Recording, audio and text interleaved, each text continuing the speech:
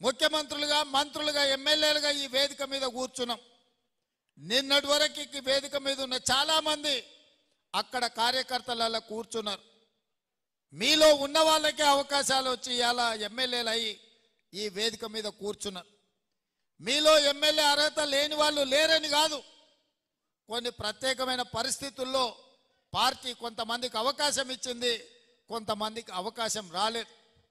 అయినా మీరందరూ బాధపడకుండా ఒకరోజు మనసులో దుఃఖం వచ్చినా రెండో రోజు ఈసారి ఎట్లయినా కేసీఆర్ను ఓడించాలి, కాంగ్రెస్ను గెలిపించాలి అని మనోనిబ్బరంతో మీరందరూ బయటికి వచ్చి మీరందరూ కష్టపడి పని చేసిండ్రు. కాబట్టి ఈ మహబూబ్నగర్ జిల్లాలో 14 అసెంబ్లీలు ఉంటే 12 గెలవడం జరిగింది. అందుకే ఈరోజు తెలంగాణ రాష్ట్రంలో మన చేతిలోకి అధికారం వచ్చింది. మరి మీరు కష్టపడితే వచ్చిన అధికారాన్ని మీకోసం వినియోగించాలి, మీకోసం మీ ఎన్నికల కోసం పనిచేయాలన్న ఆలోచనతో ఇవాళ మన ప్రభుత్వం ఉన్నది. అందుకే ఈరోజు ఈ సమావేశాన్ని ఏర్పాటు చేసి వేదిక ద్వారా కార్యకర్తలందరికీ నేను పిలిపివదలుచుకున్నా. తొందరలోనే స్థానిక సంస్థల ఎన్నికలు నిర్వహించబోతున్నాము. ఆ స్థానిక సంస్థల ఎన్నికలలో ఎమ్మెల్యేలు ఊరు తిరిగి, ఇల్లు తిరిగి మిమ్మల్ని సర్పంచులుగా, ఎంపీటీసీలుగా, ఎంపీపీలుగా, జడ్పీటీసీలుగా, మున్సిపల్ కౌన్సిలర్లు, కార్పొరేటర్లుగా వాళ్ళ ఎన్నికలకు తిరిగిన దానికంటే ఎక్కువ మీకోసం తిరుగుతారు. నేను కూడా ముఖ్యమంత్రిగా రాష్ట్రం నలుమూలల సుడిగాలి పర్యటన చేసి మిమ్మల్ని గెలిపించుకునే విధంగా, మిమ్మల్ని బలోపేతం చేసే విధంగా కార్యక్రమం తీసుకుంటామని ఈ వేదిక మీద నుంచి నేను చెప్పదలుచుకున్నా. మా మంత్రి గారికి, మా ఎమ్మెల్యేలకు నేను సూచన చేస్తున్నా.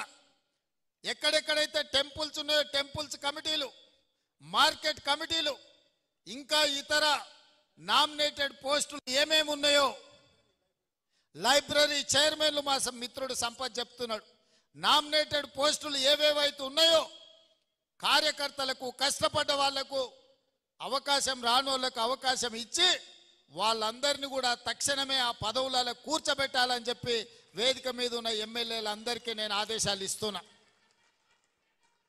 ఎవరైతే పార్టీ కోసం కష్టపడ్డారో వాళ్ళకే ఇవ్వాలి అని మాట చెప్పడానికే కార్యకర్తల సమక్షంలో కష్టపడ్డ కార్యకర్తలనే వాళ్ళను కుర్చీలలో కూర్చోబెట్టాలి, వాళ్ళకు పదవులు కట్టబెట్టాలి అని చెప్పి కాంగ్రెస్ పార్టీ అధ్యక్షుడిగా ఈరోజు రాష్ట్ర ముఖ్యమంత్రిగా వారికి ఆదేశాలు ఇస్తున్నా.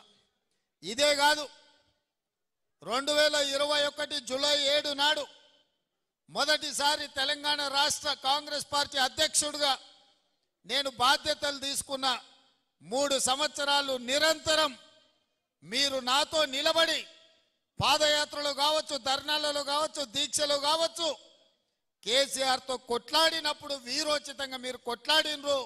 ఈ 3 సంవత్సరాలు మొన్న జూలై 7, 2024 నాడు 2 రోజుల క్రితం 3 సంవత్సరాల కాలాన్ని మనం పూర్తి చేసుకున్నాం.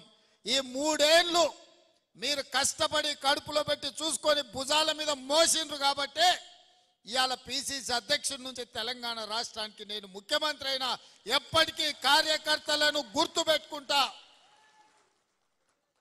ఇవాళ నేను ఈ స్థాయికి ఎదగడానికి ఉపయోగపడ్డ ప్రతి కార్యకర్తకు నేను ఈ వేదిక మీద నుంచి కృతజ్ఞతలు తెలియజేస్తున్నా.